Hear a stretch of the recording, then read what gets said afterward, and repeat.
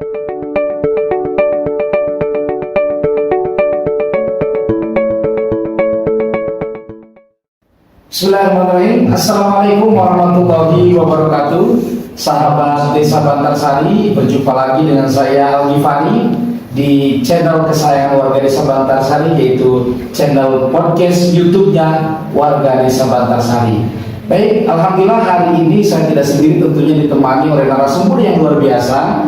Siapakah beliau? Nanti kita akan kenalan, karena untuk podcast kali ini masih kerjasama dengan Politeknik Digital Boas Indonesia atau PDBI, yang insya Allah akan selalu menemani kita di siaran melalui channel YouTube podcast kesayangan warga Desa Bantarsari. Baik, kita sapa pemateri kita. Assalamualaikum warahmatullahi wabarakatuh. Waalaikumsalam warahmatullahi wabarakatuh. Ya, saya akan memperkenalkan ke warga desa dan semua hadirin nanti akan menyimak di channel kita. Ya. Silakan Bapak memperkenalkan diri ya, gitu ya, supaya warga kita mengenal Bapak, dan katanya kan kalau tak kenal maka taruh ya, bukan tak kenal ya. Silakan Pak. Silakan. Oke, assalamualaikum warahmatullahi wabarakatuh. Selamat siang semuanya. Perkenalkan, saya Rahmat Andi Marvianto. Saya di sini sebagai salah satu dosen di sebuah Politeknik Digital Boas Indonesia, Pak. Sebelumnya saya juga sebagai praktisi di bidang industri, tepatnya di industri keramik ya Pak ya. Ya. Kalau Bapak kenal sekarang mungkin brandnya yang mungkin terkenal di Indonesia mungkin Toto, Pak. Toto ya. Ya. Tapi kita nggak lagi iklan kan? Enggak. Sebenarnya pengalaman itu nanti kami share, saya share nanti buat pengetahuan yang lain ke depannya. Mungkin ada yang bisa mungkin mirip atau sama yang bisa diaplikasikan di dunia atau di bidang matanya. Oke. Ya. Baik, luar biasa. Pak Anggi, berarti aktivitas sehari-hari sekarang diantaranya di Politeknik Boas Indonesia ya? Mengajar? Kalau sekarang ya mengajar Pak full di Ya? Politeknik Digital Boas Indonesia. Full di Boas, Masya Allah, luar biasa Pak dosen kita. Ini tentunya nanti akan banyak hal yang kita bisa bicarakan bersama Pak ya. Dan tema pada siaran kita atau podcast kita pada hari ini yaitu tentang energi baru dan terbarukan di bidang pertanian. Kenapa memilih bidang pertanian? Karena di masyarakat warga Desa Bantarsari khususnya masih banyak para petani. Juga tantangan kita adalah petani milenial Pak. Petani anak-anak milenial yang justru malah meninggalkan pertanian gitu ya. Seolah-olah pertanian itu adalah pekerjaan yang kurang baik gitu, padahal tanpa adanya pertanian akan ada krisis pangan dan seterusnya begitu Pak. Oleh karenanya kita akan membahas tentang energi baru dan terbarukan. Mungkin warga desa khususnya para pemirsa nanti akan menyimak, ingin tahu dulu apa sih itu energi, kemudian apa itu energi baru dan terbarukan gitu Pak. Karena kan ini masih belum familiar ya Pak ya di kalangan kami begitu. Silakan Pak Anggi. Oke, baik, terima kasih Pak Anggi. Baik, sebelum kita bahas masuk ke materi untuk energi baru dan terbarukan, yaitu tadi tepatnya buat kaum milenial yang sekarang nih Pak. Justru itu yang kita harapkan dari kaum milenial yang sekarang. Justru harusnya kaum milenial sekarang itu melahirkan potensi-potensi inovasi terbaru ya, untuk menciptakan sumber energi atau sumber kekuatan power ya yang bisa dimanfaatkan di bidang pertanian. Jadi kalau sekarang kita merujuk kembali sumber-sumber energi yang telah ada itu semakin lama dan terus menerus itu akan semakin habis ya Pak ya, pasti ada umurnya dan tidak bisa diperbarui.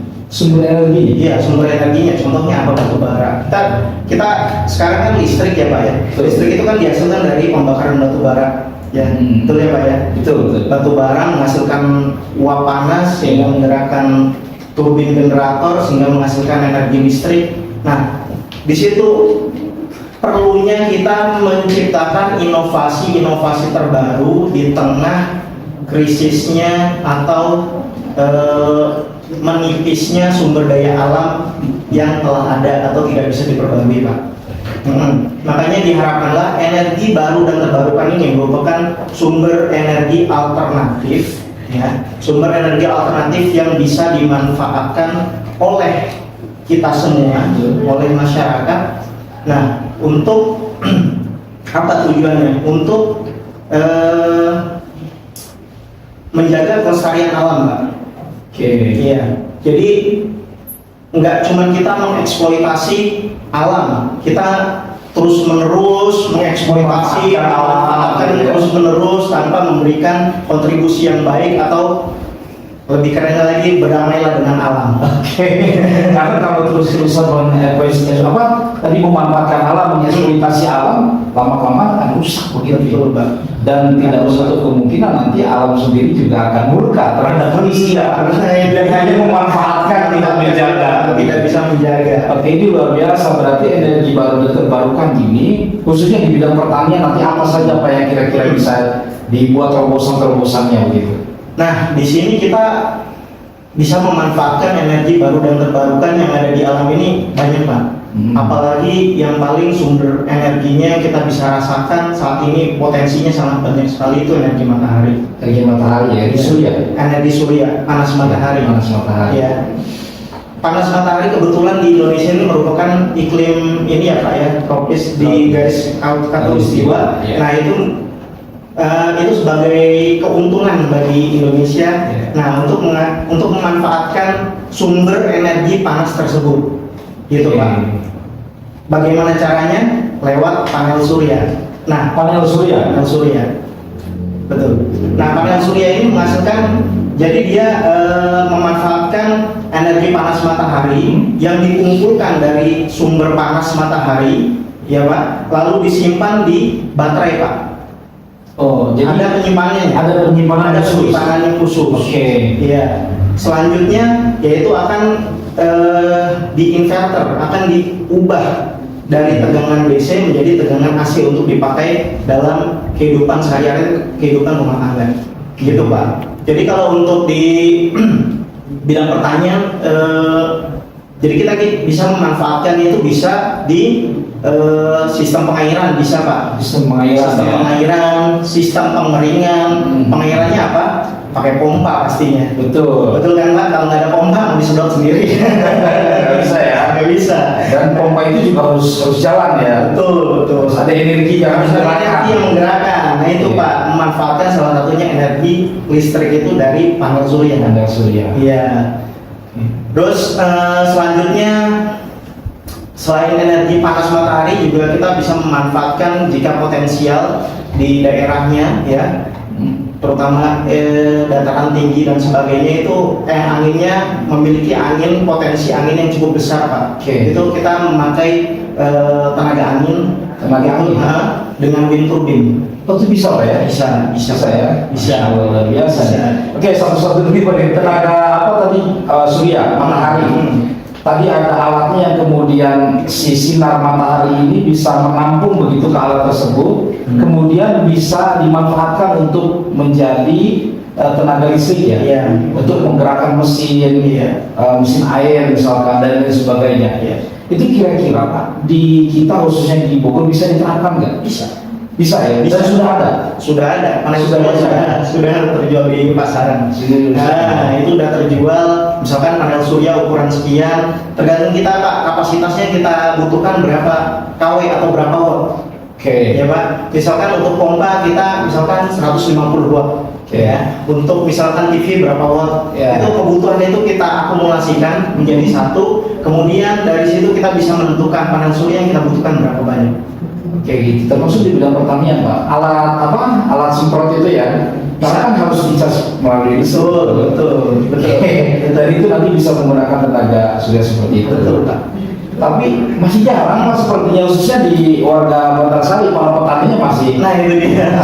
menggunakan cara-cara lama saja gitu. Ini kan perlu ada edukasi begitu. Iya, betul. Nah, kami sangat berharap insan akademisi seperti tadi Politeknik Buas Indonesia memberikan edukasi ini kepada para petani gitu. Baik. Kedepannya kita mungkin bisa nanti next mengumpulkan para petani bukan hanya generasi-generasi Milenial saja. kolonial, tapi Iya, juga betul. kita hadirkan generasi milenial untuk memperkenalkan begitu.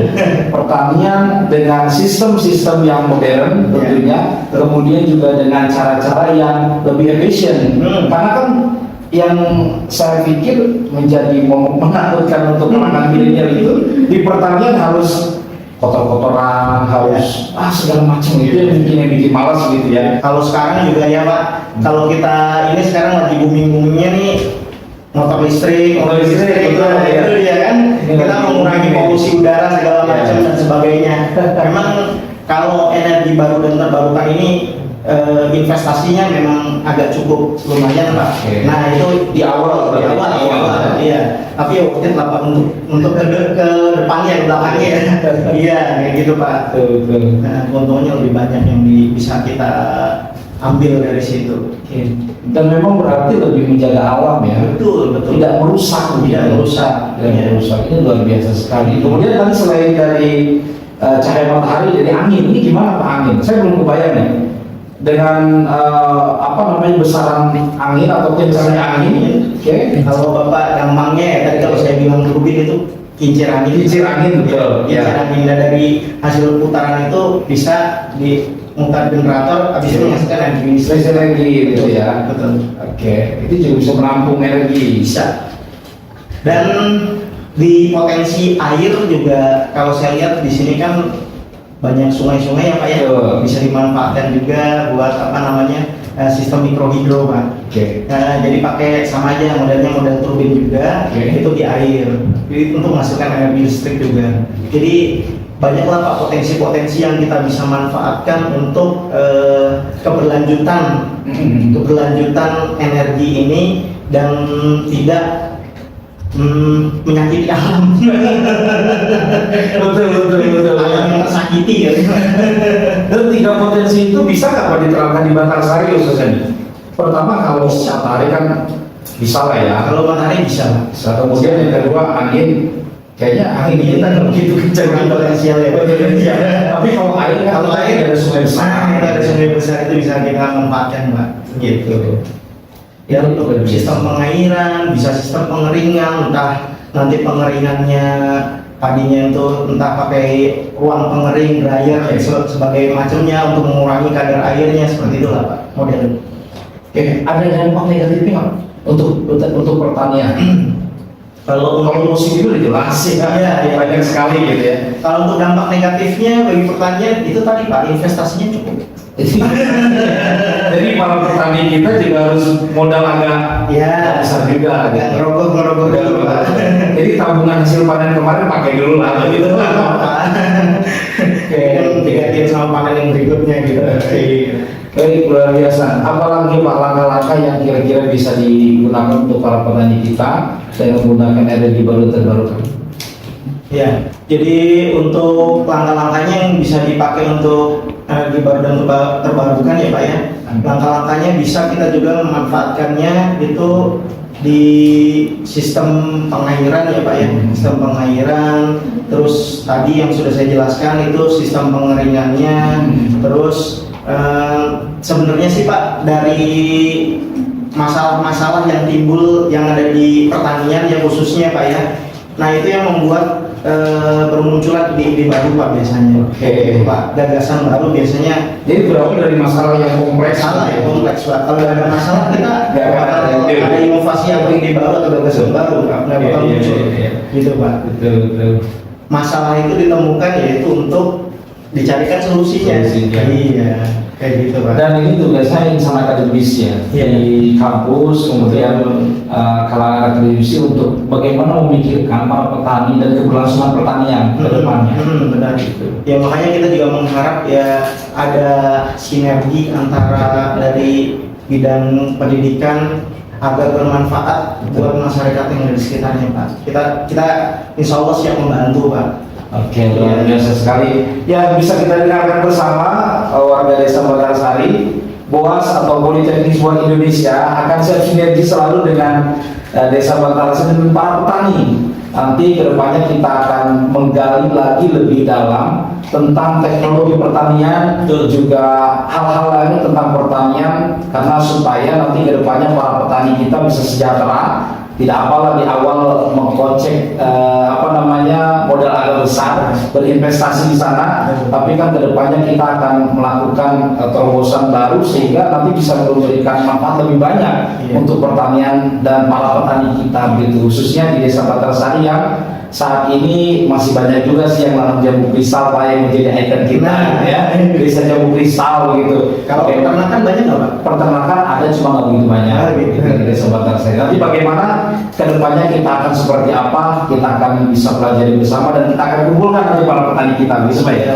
Baik, sebagai closing statement mungkin Pak ya, yang ingin Pak Agi sampaikan di siaran kita pada siang hari ini, apa saja pesan-pesan untuk para petani, kemudian juga berikan motivasi untuk para petani kita dan untuk para petani milenial yang akan datang nanti. Silakan. Ciptakanlah inovasi-inovasi yang terbaru untuk berdamai dengan alam. Ya, janganlah untuk malu, ragu untuk terus belajar, karena itulah yang membuat kita akan semakin bisa untuk menggali atau mengeksplor potensi yang ada dalam diri untuk bermanfaat buat lingkungan kita yang ada di sekitarnya. Baik, luar biasa sekali Pagi, dan ini adalah awal ya, nanti kita akan bahas di sesi berikutnya lebih dalam lagi gitu ya, dan insya Allah akan selalu nanti membersamai kami di pemerintah Desa Batarsari dengan sinergi yang luar biasa antara pemerintah Desa Batarsari dengan Politeknik Boas Indonesia. Terima kasih banyak Pak Agi, ilmu yang luar biasa, benar-benar bermanfaat. Pak Agi dan semua insan akademisi di Politeknik Boas Indonesia selalu sehat, dan mudah-mudahan apa yang diberikan menjadi hal yang manfaat dan beribadah di sisi Allah Subhanahu wa Ta'ala. Baik sahabat Desa Batarsari, kita akhiri perjumpaan kita dengan bersama-sama melafazkan hamdalah. Alhamdulillah. Terima kasih banyak. Terima kasih.